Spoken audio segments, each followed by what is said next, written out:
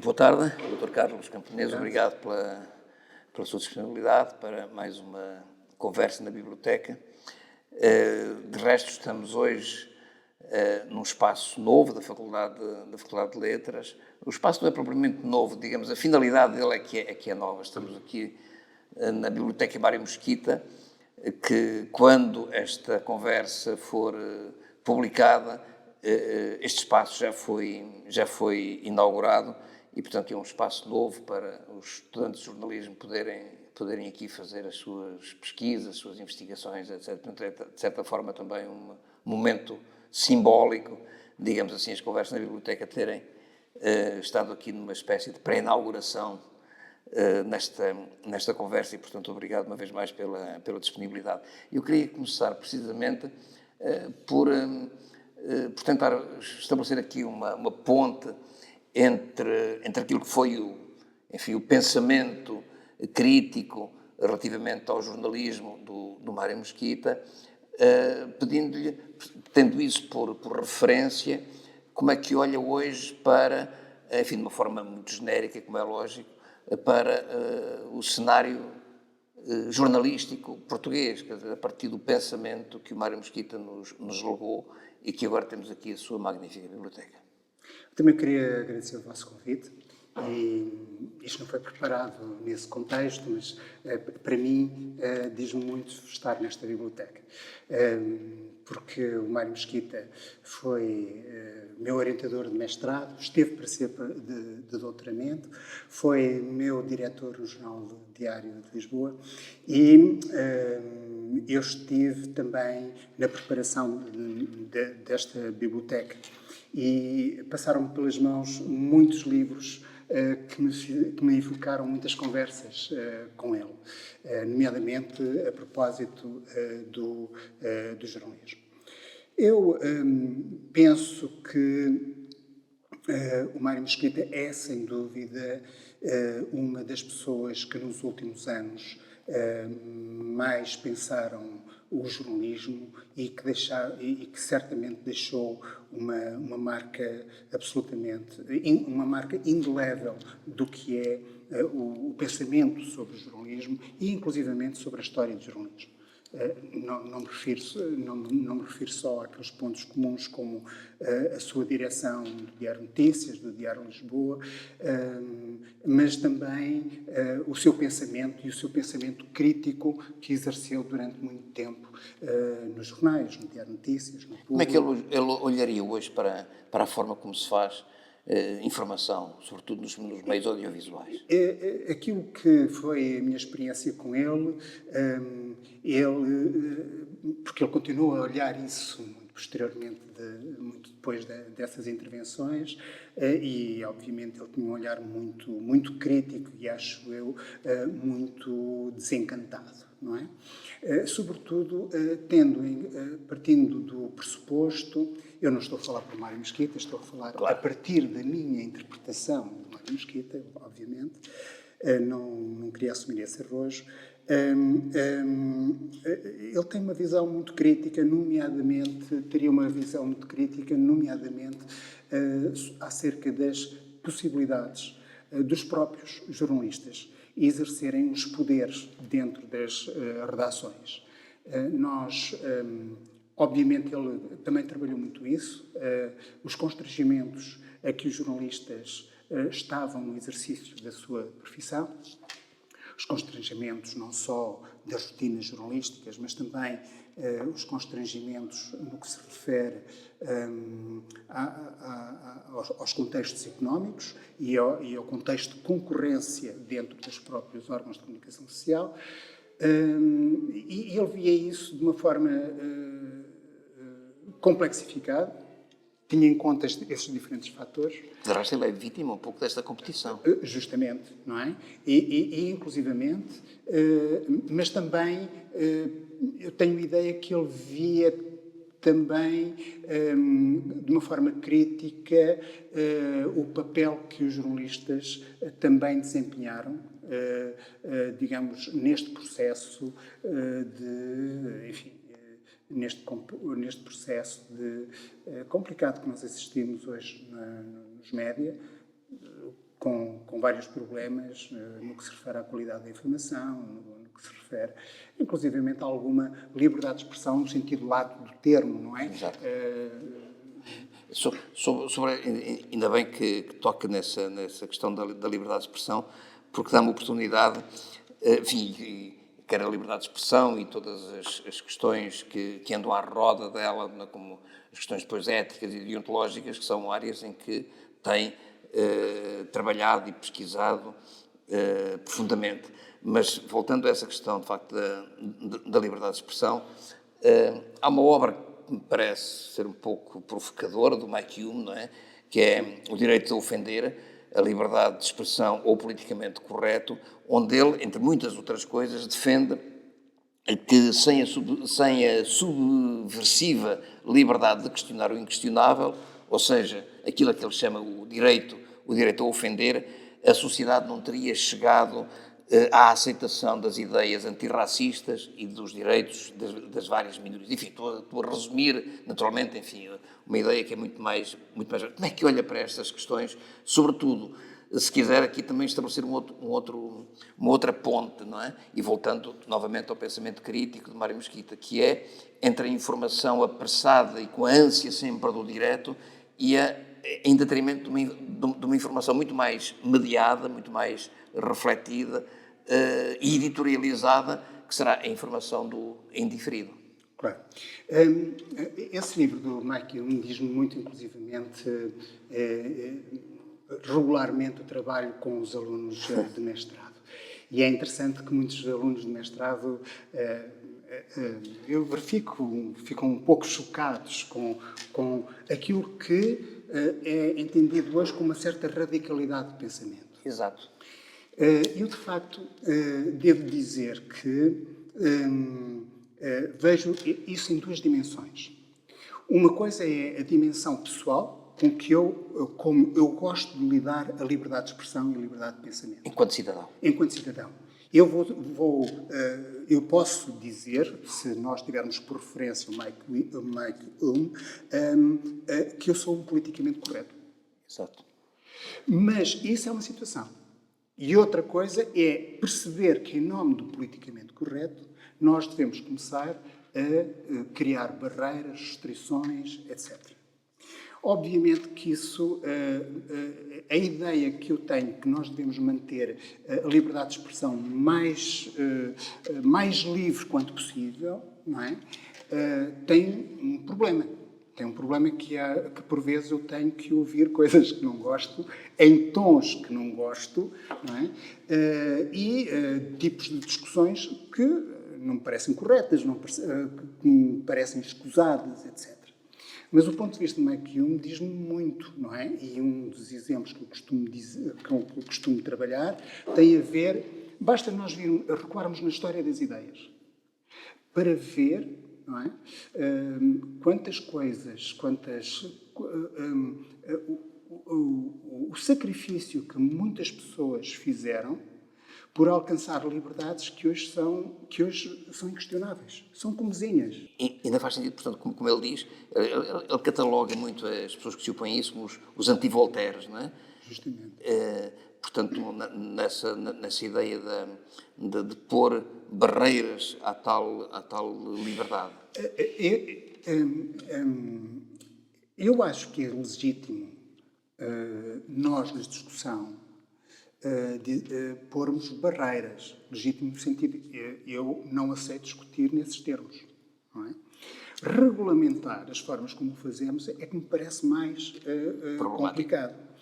O grande problema que a liberdade de expressão nos coloca é exigir de nós que não fiquemos sentados na mesa, sentados na cadeira, que sejamos compelidos a reagir a estes discursos que nós denominamos de ódio, que consideramos inaceitáveis, etc. Mas isso deriva das nossas responsabilidades como cidadãos. quando deixamos que esse discurso, certo tipo de discurso avance, nós devemos pensar que o que está em causa não é um problema de liberdade de expressão. É, se calhar, nós não intervimos e estamos a recuar na cidadania, não é? E se calhar, no final, a comprometer a própria liberdade de expressão. O John Milton já levantava essa questão, que era até que ponto nós devemos tolerar os intoleráveis. Exatamente. Essa é uma questão para a qual nunca encontramos verdadeiramente a resposta.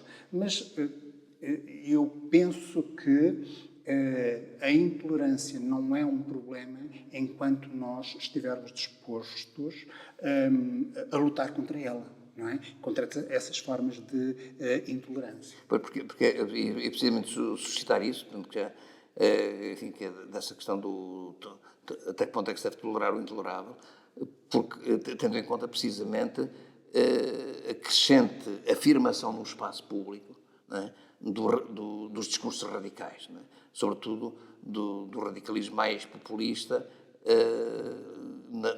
na esfera pública, na esfera mediática, e que, de certa forma, contamina toda a política. Não é? Portanto, e estas questões ganham especial sensibilidade quando se liga esta crescente agressividade, não é? Claro. Ligada a uma ideia de liberdade de expressão. Claro. Não, esse aspecto é muito sensível e é aquele que a mim me mais perturba, que é quando a discussão pública assume contornos de humilhação do outro, não é? E de anulação do outro. E isso, de facto, é uma forma de intolerância, não é? Está nos limites daquilo que me parece ser liberdade de expressão. Agora, parece-me que nós temos um papel a desempenhar sobre isso, não é? Que é reagir a essas situações e encontrar alternativas para esse tipo, alternativas para combater esse tipo de discurso. Agora, tenho observado, enfim, episodicamente, também que existe em certos momentos, em certos setores, até em certas declarações, alguma confusão entre a liberdade de expressão e a liberdade de informação. Quer dizer, que são conceitos que devem ser bem diferenciados, bem clarificados, mas que surgem muitas vezes diluídos, não é? Muitas vezes um no outro. E há uma razão para isso. E a razão para isso foi que, muitas vezes, durante muito tempo na história da imprensa, a liberdade de expressão e a liberdade de informação faziam-se no mesmo espaço e, às vezes, no mesmo texto, não é? E nós, a grande alteração que se verificou com a emergência do jornalismo moderno foi precisamente essa separação. Embora tudo isso, voltando novamente ao Mário Mesquita, essa ideia da liberdade de informação e de expressão começava pela liberdade de imprimir. Justamente. Esse é um dos elementos. Ou seja, quando as origens da liberdade de expressão começam com a defesa da liberdade de doutrinar, não é? De professar professar outras religiões e de fazer essa defesa. E começa por ser uma liberdade de publicar livros. No início, aliás, o jornal era considerado digamos, uma forma de expressão menor, não é? Portanto, obviamente que a modernidade alterou profundamente isso e, obviamente, que nós não podemos deixar de desligar a liberdade de expressão com a possibilidade de utilizar os meios para garantir essa expressão. O que eu penso, por exemplo, na atualidade, os novos média deram um grande contributo para isso, não é? Permitiram, de alguma forma, democratizar o acesso aos meios de comunicação.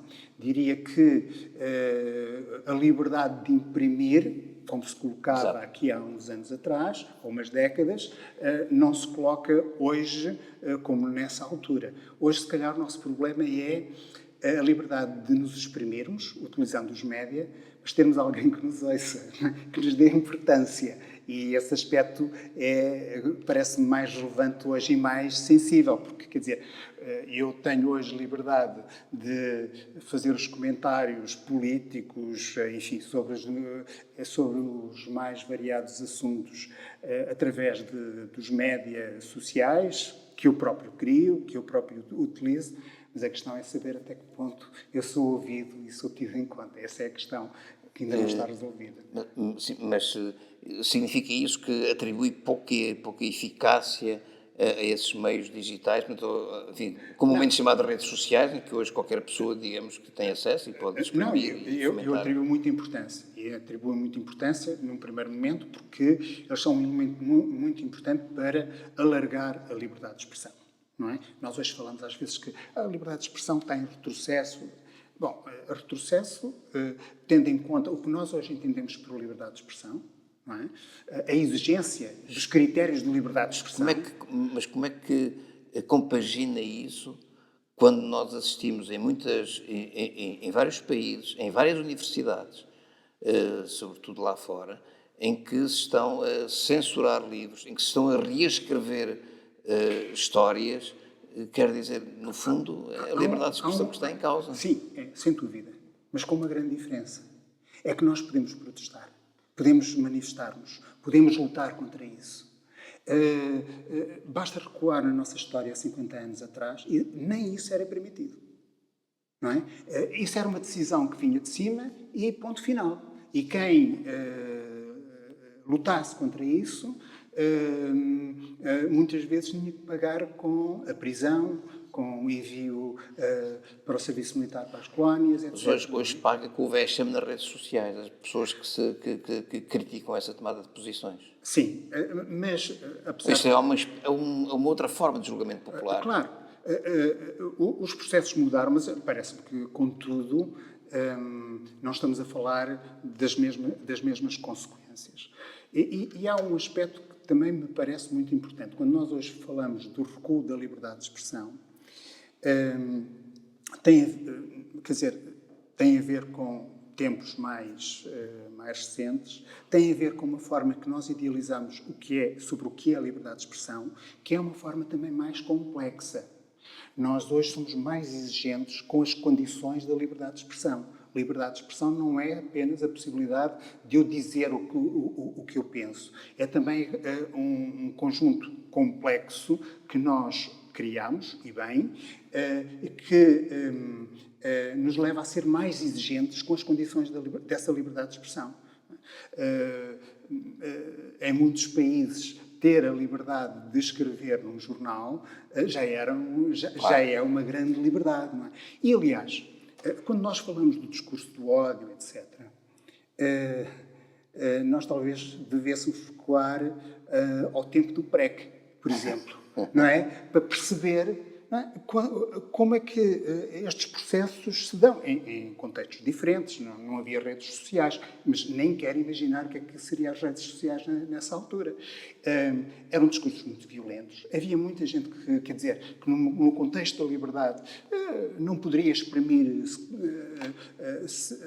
certas opiniões, algumas delas consideradas hoje absolutamente indiscutíveis, consensuais, etc. Mas, quer dizer, a liberdade de expressão é isso mesmo, é também o espaço onde nós podemos cometer os nossos exageros, mas também o espaço onde esses exageros se podem combater. E, agora, isso exige de nós um envolvimento muito grande. Eu costumo dizer uma expressão que é muito utilizada nos Estados Unidos: o preço da liberdade é a eterna vigilância. E essa eterna vigilância é uma coisa que nos sai do pelo, digamos, utilizando essa expressão popular. Não? Nós estamos num espaço do jornalismo, já foi dito, na Biblioteca Mário Mesquita, é absolutamente impossível não falarmos de algo que hoje preocupa naturalmente a área do jornalismo, não é? Quer dizer, que é olharmos para o seu atual cenário e, enfim, adivinhar um pouco, se quisermos, o seu futuro a curto, médio prazo. Como é que um investigador da área do jornalismo, jornalista também, foi presidente, de resto, do Conselho Deontológico do Sindicato de Jornalistas, Vice-presidente. ao vice-presidente, já estava a promovê-lo. É sempre sempre a minha tentativa de querer o melhor para os amigos. Mas como é que olha para estas questões? Não, de uma forma complicada, quer dizer, preocupada. Eu penso que nós hoje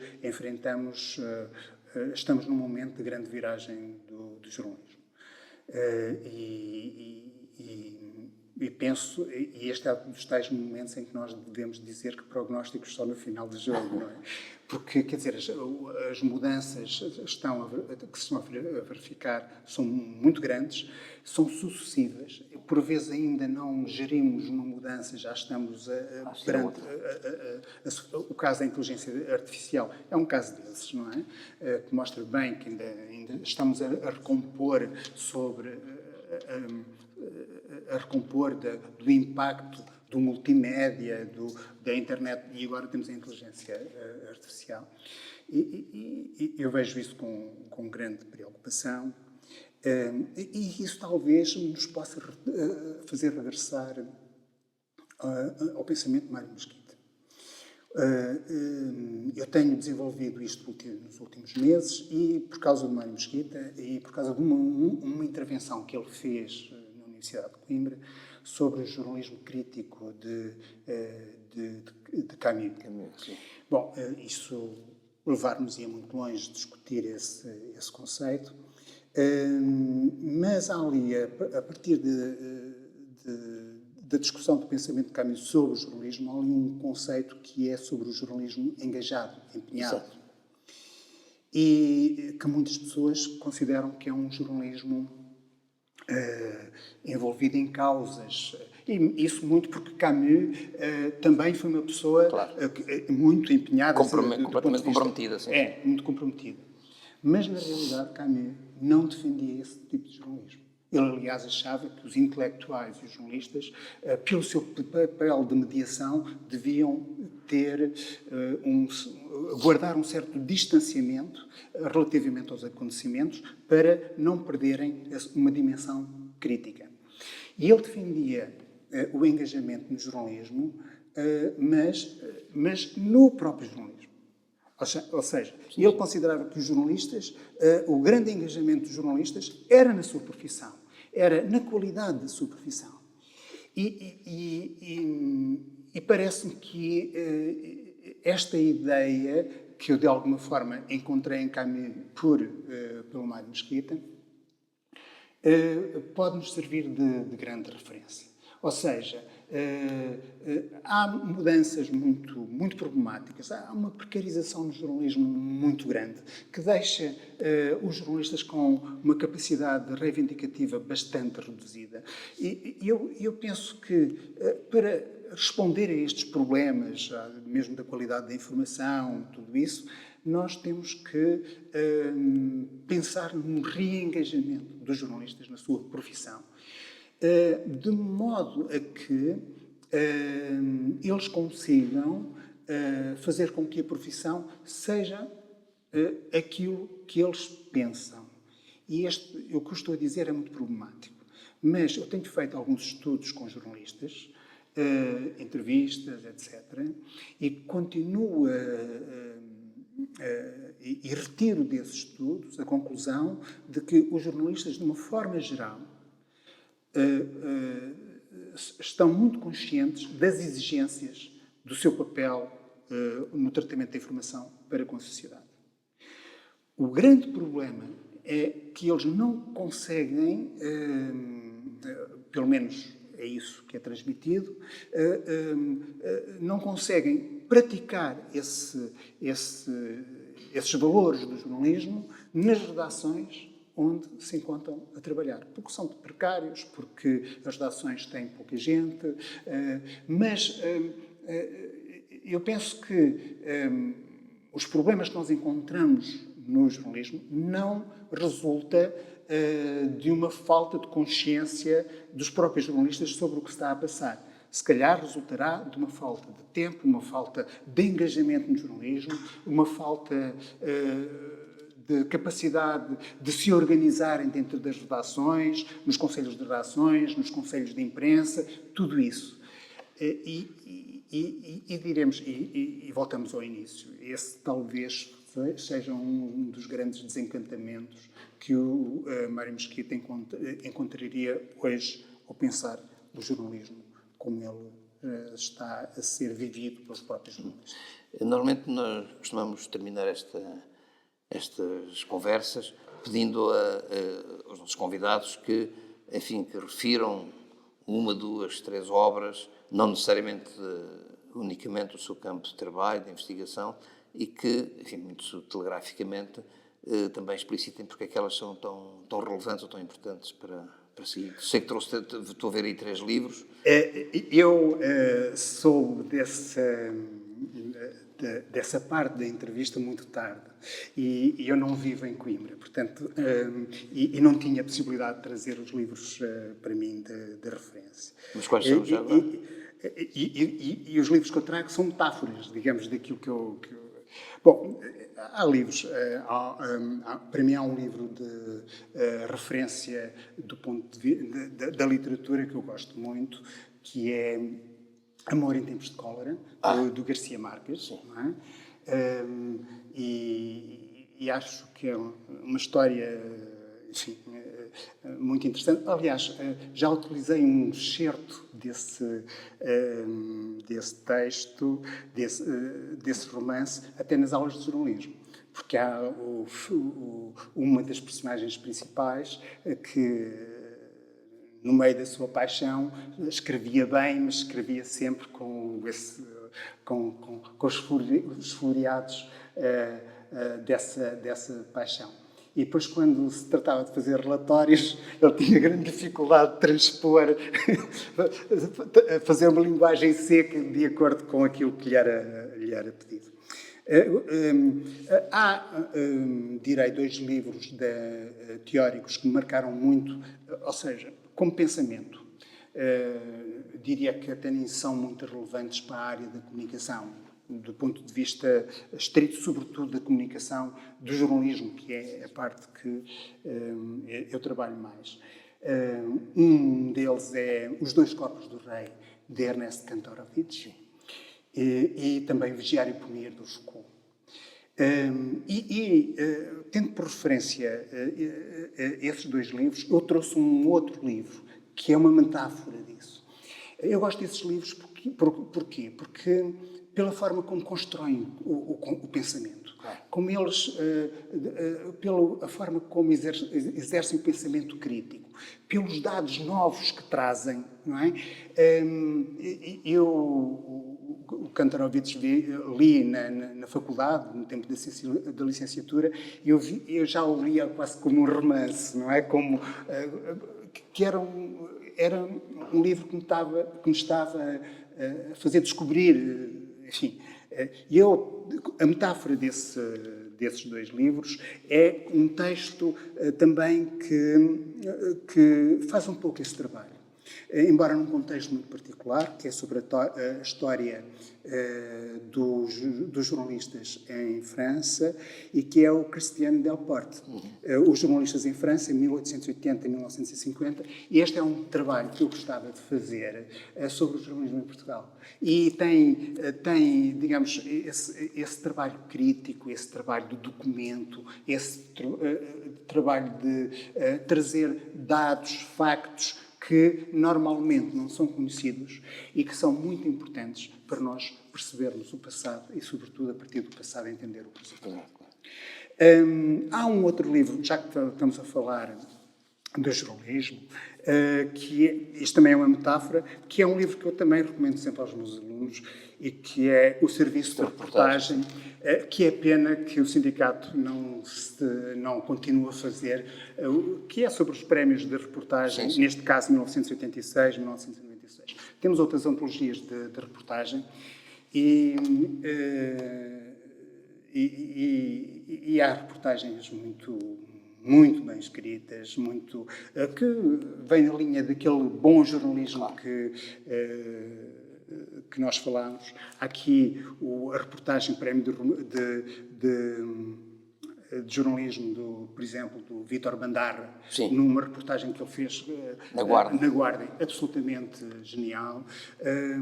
E o José António Cerejo, que é sobre um grupo de gangues e que tem uma capacidade, que é isso que eu gosto na reportagem, do jornalismo de testemunha, que testemunham coisas, que nos contam histórias que nós, a partir de perspectivas que nós não estamos à espera, e que nos fazem ver o mundo de uma forma diferente. Acho isso tanto